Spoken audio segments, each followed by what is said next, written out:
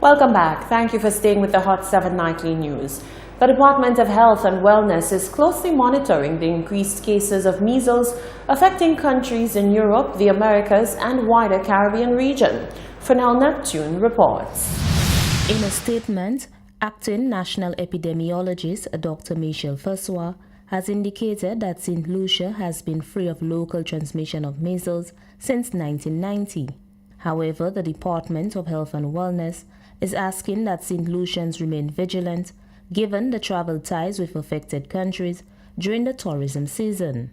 Dr. Fessois says it is necessary that St. Lucians are educated about the symptoms of measles as it can pose a threat to public health. The virus is vaccine preventable, meaning that individuals who are vaccinated against measles will not get it if they are in contact with an infected individual. The virus is spread through droplets of air when the infected individual coughs or talks, and so persons need to be on the lookout for certain signs and symptoms. Persons with the infection usually present with a fever, which may be accompanied by cough, which is usually accompanied by cough. There are characteristics white spots in the mouth, reddening of the eyes or conjunctivitis, as well as a rash, which would appear later on in the illness. It starts on the face and moves to the rest of the body. The acting national epidemiologist also emphasized on the need for the Department of Health and Wellness to enhance its surveillance efforts as to ensure control of measles transmission in St. Lucia. Because we have not seen a case of measles since 1990, the Ministry of Health is being proactive and is commencing sensitization or refresher courses for frontline workers, such as the physicians, the nurses, persons at the ports, with the aim of helping them or sensitizing them so that it can aid in the identification and management of a measles case if it does present. We also will be working with our non-health partners such as tourism, early childhood development centers, as well as Allied Health, because we are seeking to unite and combine our efforts in an effort to keep the population safe. The Department of Health and Wellness is calling on St. Lucians to review their immunization status and to get vaccinated. Reporting from the Communications Unit of the Ministry of Health and Wellness, I am Fernell Neptune. Popular and highly sought-after dancer Denisha Burton, who goes by the stage name Inhale Me, is here in St. Lucia to promote her dance workshop, but has some words of wisdom and encouragement for creative artists like herself. Rochelle Gonzalez reports. A Trinidadian-born dancer who is based in the U.S. is set to get women on their feet and moving their waistlines Caribbean style with a dance fitness workshop. Denisha Burton, best known by the name Inhale Me, is a Caribbean dance fitness instructor who travels worldwide teaching Caribbean dance fitness as well as women empowerment through dance. Burton is in St. Lucia and met with Hot 7 News to promote her Dance with D St. Lucia at the Sportivo Center in Rodney Bay. The dancer has invited all ladies to come along and dance with her. She said the sound of St. Lucia is what brought her to explore the island. What inspired it is the dead race segment. Bing for the bing, bang for the bing. The turn up, turn up, turn up. The Lucian just inspired it. Like, honestly, St. Lucia is a small island, but it's so big. And the music is amazing. Is this your first time coming to St. Lucia? This is my second time, but I count this as my first because the first time I was here was just fly in, do a show, and leave. Now I'm here absorbing the beautiful sun, the food, the Creole food. Amazing. And so far, since being here and with all the response you've been getting, is this going to be something we can expect to happen again? Yes. And I'll be with Legends Mass Band for Carnival. So yes, I would definitely be back again in July for Carnival and playing Mass here. Burton gave notice to all planning to attend the event, letting them know that they should come prepared to have fun and to sweat. She also sent a message of assurance that you don't have to be a professional, as the fun is for all to enjoy. You're going to walk in, right? You're going to, of course, see me. We're going to dance. We're going to have fun. You're going to feel good. You're going to feel so empowered. Besides dancing, you're going to just feel amazing. You might be a little sore. Your eyebrows may sweat off, your lashes might fly off, but it's just good vibes and having fun. A lot of people are extremely shy. A lot of people are like, I don't think I can do it. This is a no judgment zone, judgment-free zone. Come out, do whatever you gotta do, just feel good. Because if you feel good, you look good. If you feel shy, you're gonna look a little off, but when you loosen up and have fun, just come out and when you come to class, you'll see. You'll see when you come to class. The dancer, who has acted on her passion since the age of 2, had some pearls of wisdom to share with up-and-coming dancers as well as all other artists in the creative sector. Dance has taken me worldwide. I traveled the world just through my God-given talent, which is dance. I've traveled all over. It's taken me far. So I'm also here to show that creatives, you can be creative. It's not only about being a lawyer or a doctor. That's beautiful. But if there's something that God gave you, a talent to dance, a talent to sing, it can take you far. So it's no small kind of thing. It's a big, big, big, big universal thing. Music, dancing, whatever creative activities or skills you have.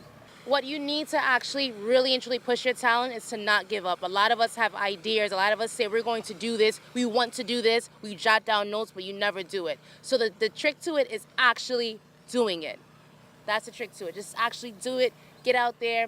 Never stop promoting yourself. Never stop being you. Always stay true to yourself and just keep striving, keep going and just nonstop until you get there. When you're there, never get comfortable. And as a dancer, you have worked with some really big names. So tell them out there who they can potentially end up working with should they apply themselves.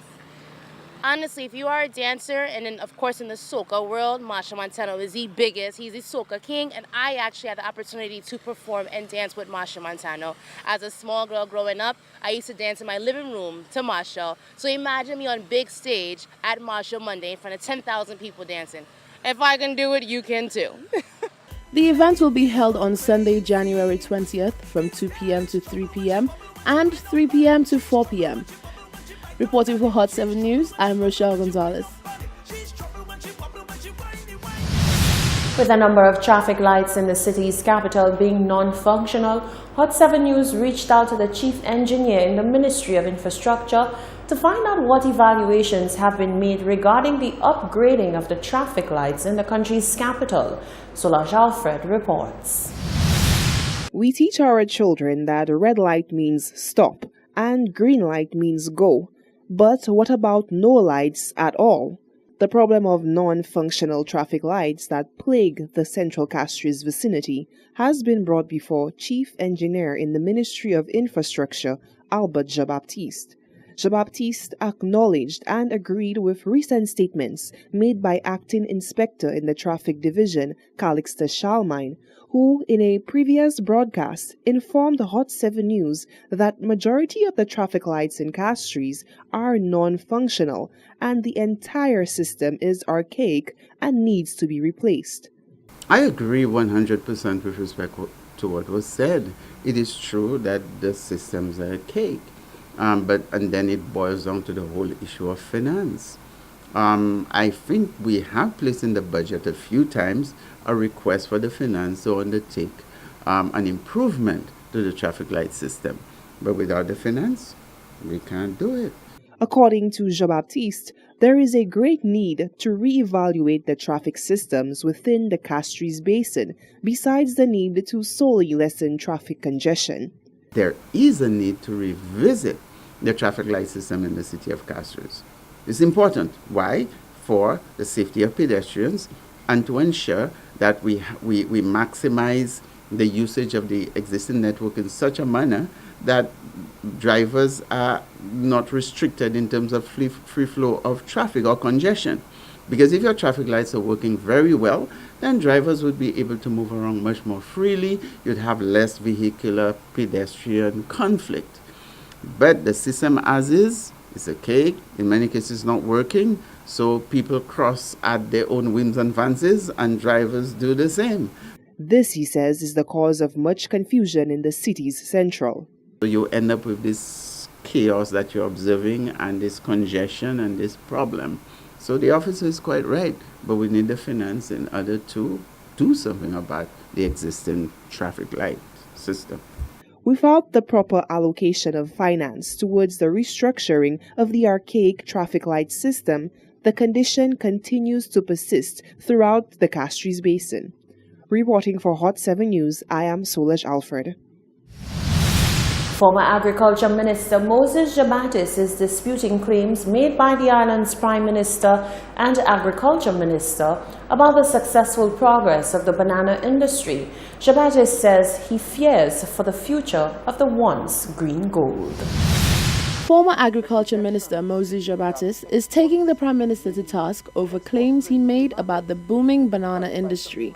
Last year, he said, both the PM and the Agriculture Minister, Ezekiel Joseph, indicated that banana exports increased by 200%. He went on to say that in actuality, this is not the case. The actual results on page 32 of the 2017 Economic and Social Review indicated that banana exports actually declined by 6.1%.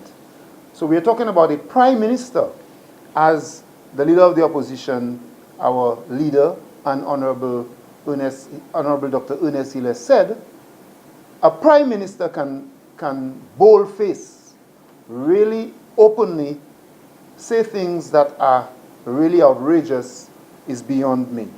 I do not trust what the Prime Minister says about banana exports, about tourism figures, about DSH. I don't trust anything he says. I need to see it in black and white. And the information, the preliminary information that I have suggests that what the Prime Minister has said, if you apply to 2018, even that is also outrageous.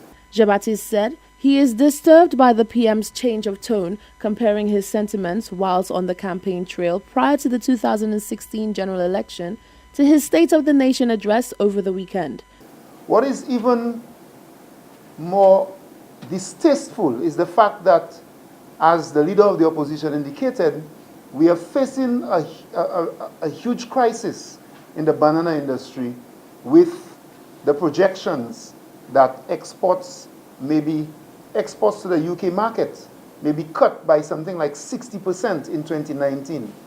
And the Prime Minister's response in the media was to tell St. Lucians to do other things with the banana plant.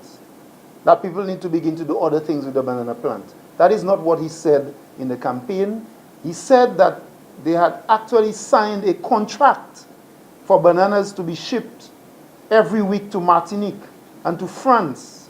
But today, we are faced with the real possibility that many St. Lucian farmers will not be able to export bananas to England. And the Prime Minister says to the farmers and to other St. Lucians, well, begin to do other things with the banana plant. The PM, he said, failed to address the real issues at hand.